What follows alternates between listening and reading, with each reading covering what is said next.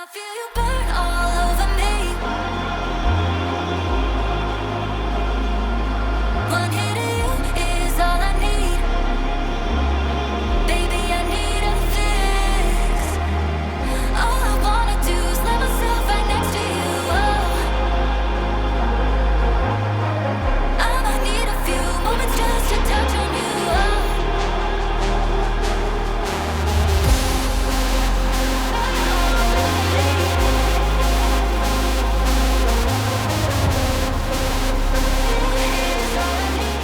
Anime films are no longer just a Japanese craze. From Tokyo to Mumbai, these animated blockbusters are making serious money. Today, let's dive into the top 10 highest grossing anime films worldwide and also compare how they perform in India, Japan, their home country. This is Misfit Otaku and let's get started.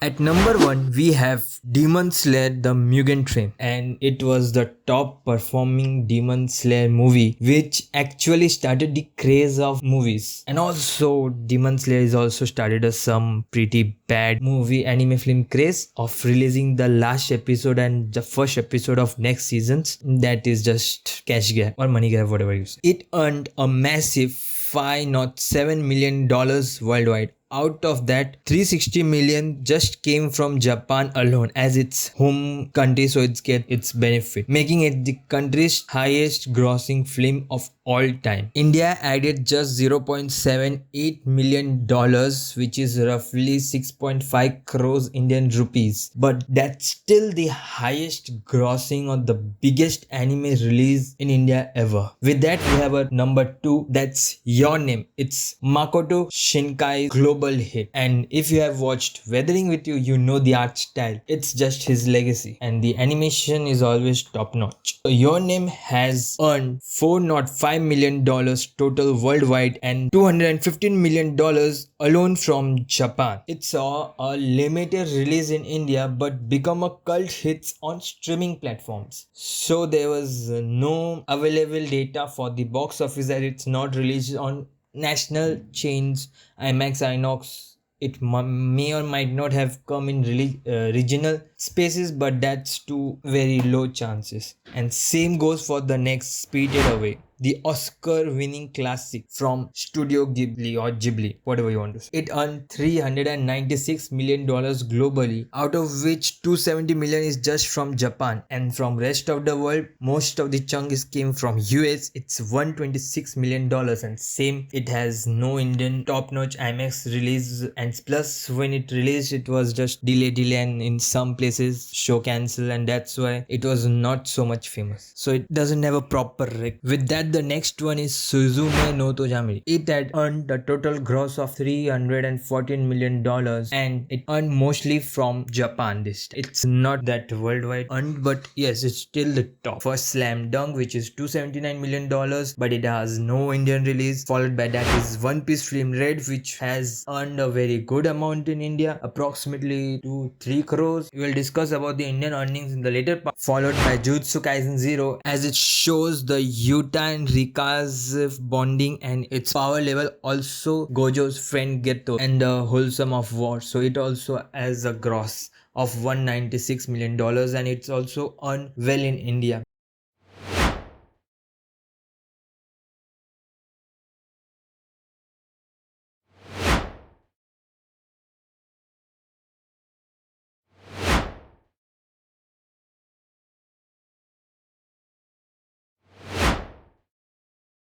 But now let's talk about India. Here are the top 10 anime films by Indian box office earnings. Here again the top one is Suzume with a 10 crore rupees. Followed by that is Jujutsu Kaisen Zero, which is 9.46 crores. It's a lot. As per the craze and the limited screen they got for an anime, it's pretty huge. And also it's not in every city, it's only in the metro and tier 1 cities and little less in tier 2 cities. With that, they have earned a total of 19 crores, which is a very good number. The number 3, we have the Shinchan movie, The Dinosaur Diary, which has earned 77.5 crores. Followed by that is Demon Slayer, The Hashira Training Arc, which is 6.5 crore. And there are various Ghibli movies which were not not as a national release. It was just released. The Ghibli studio here approximately earned a 5 crore. So it was just a little bit above Your Name. You can keep up and down. It's up to you. Your Name has earned 4 crore from Indian market. Followed by Your Name, the same create another movie which was released before Your Name, The Weathering with You. It has earned 3 to 4 crores, but I've mostly seen in OTT. So that's why the lower we are going, the less is the difference in box office is very clear. So the last three are One Piece Film Red, which earns 3 crore, Demon Slayer Mugen Train, which earned 2 to 3 crore, and the Shinchan series other movies and total collection was 2 crores. This is a new wave of anime fever in India, and we are just getting started. There's a lot to come, and don't forget that till September and October there will be mostly the Demon Slayer Infinity Castle trilogy's first installment will be available, and also Chainsaw Man's Bomb Girl arc will also be released in theaters. So it will be bong, especially now that animes are getting bit by bit popular. So what does this data actually tell us about the anime industry, and why does it matter? First, Japan is still the core market. Even with a global appeal, 70 to 80% of the revenue for many top anime films still comes from Japan. This isn't just a fan loyalty, it reflects a strong domestic ecosystem from theatrical release to manga, music, and even merchandise. For example, Demon Slayer Mugen Train earned more than the big budget Hollywood films in Japan during COVID, proving anime can dominate local box office. Global reach is now a priority. Films like Suzume or Jujutsu Kaisen show that studios now plan global launches from the start. Suzume was released in over 90 countries and dubbed in 10 plus language, which is the result how much they have earned. Because of the regional dubbings, it has gone to masses. In India, Suzume earned 10 crores, even outshining some Western animation, Disney's, and many more. There's a sign that Indian fans are ready to pay if releases are proper. And yes, the best example was the Hashra. It was just a lazy movie, but still, when I got to watch the movie, it was houseful, and it was in a morning show, so till evening it will be of more houseful. India's market is rising but needs more push. India has the scale but not the structure. Anime releases often get lower theater counts, no marketing, and limited dubbing, but it still exists. Jujutsu Kaisen 0 and Demon Slayer prove that fans show up for dubbed big screen anime, and also special screenings provided by Crunchyrolls for the first episodes of any of the hyped seasons, like Solo Leveling's first 2 episodes were launched in GeoDrive for the special screening. Anyway, fans can come. Streaming and licensing fuel long-term revenue beyond box office. Platforms like Netflix, Crunchyroll, which is the king of anime OTT right now, Prime Video, and MuseAsia, and many more are paying big licensing fees. For anime studios, this means recurring income years after a movie's theatrical release. In India, ad revenue still trails behind countries like Brazil or Philippines or any other countries, but the interest is real and the hype